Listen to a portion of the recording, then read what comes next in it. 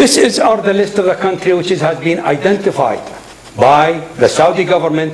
This country we should invest in, or let's say not should invest in, are available to us to invest in. The top 3, Sudan, Egypt, Ethiopia. The bottom 3, Mozambique, Thailand, and Ghana. And as you could see, with all my apologies, but it went down, the US is number 14. What is the aim? The aim is to encourage the Saudi investor to utilize their resource and experience abroad.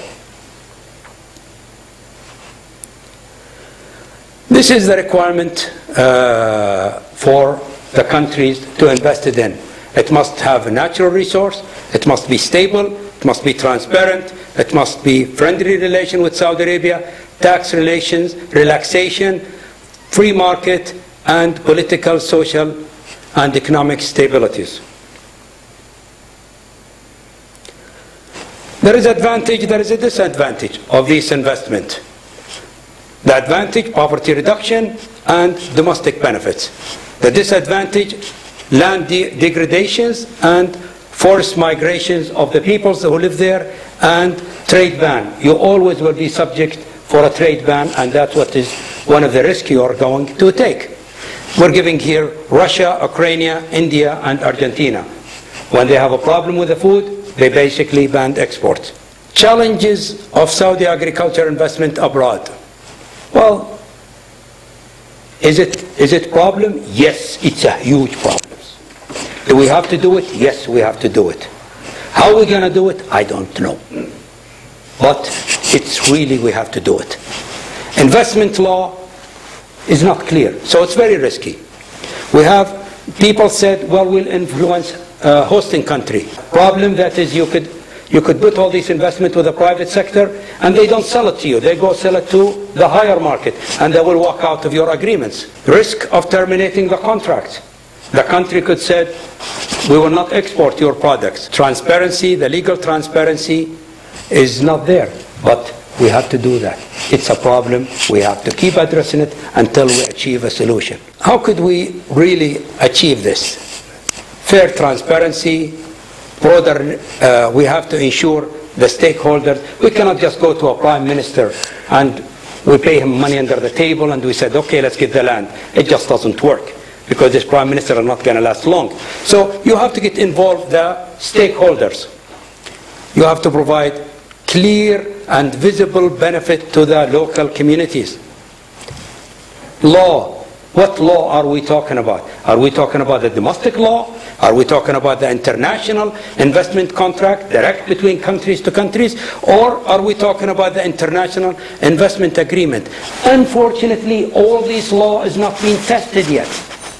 There is not a single case yet which is somebody we have invested in and there is a problem with, and then we went to court. So we don't have a case in our hand for it.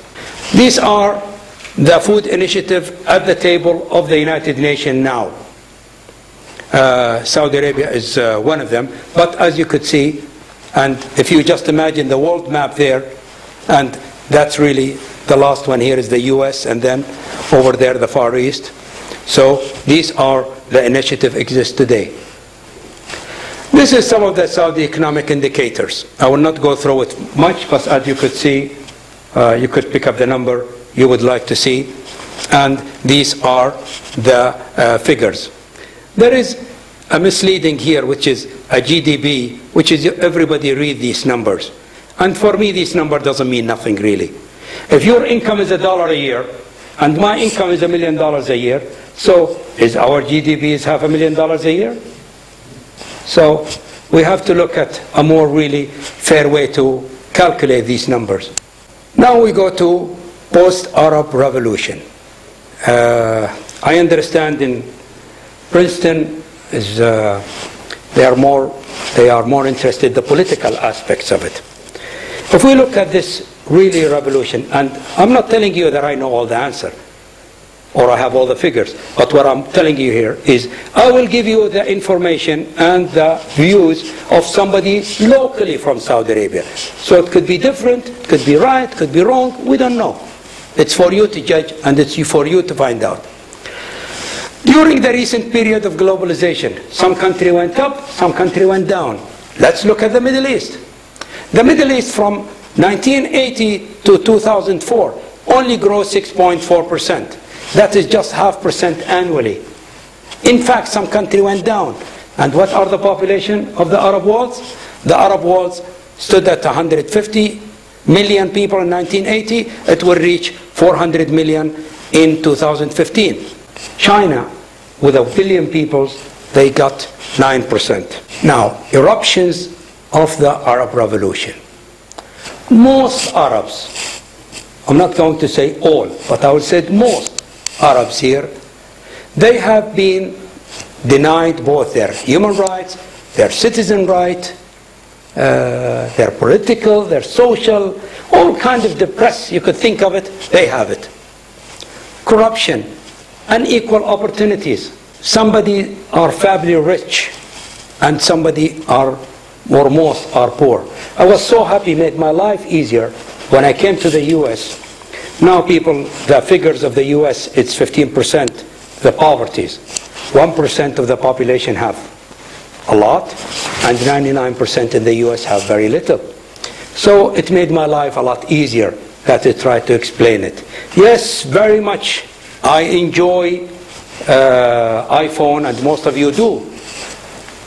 Apple have $77 billion in their reserve. But at the end of the day, those company, how many plates does it provide for families? So I'm not going to sound here like a socialist, but at the end of the day, you got to think of the 99%. In the UK, I have asked hundreds of people, why did a family, good family, well-educated, they just go and they burn the street? Somebody said they're bored, somebody they said they're poor. We don't know what's the answer. But when people have riots in the UK, and not only from the poor, from a very well-educated family's kids, they just go burn things up. Why? Arab Revolution challenges. If government of the Arab world want political stability and social peace, they have to open their economy. They have to open their society. Not talk about it.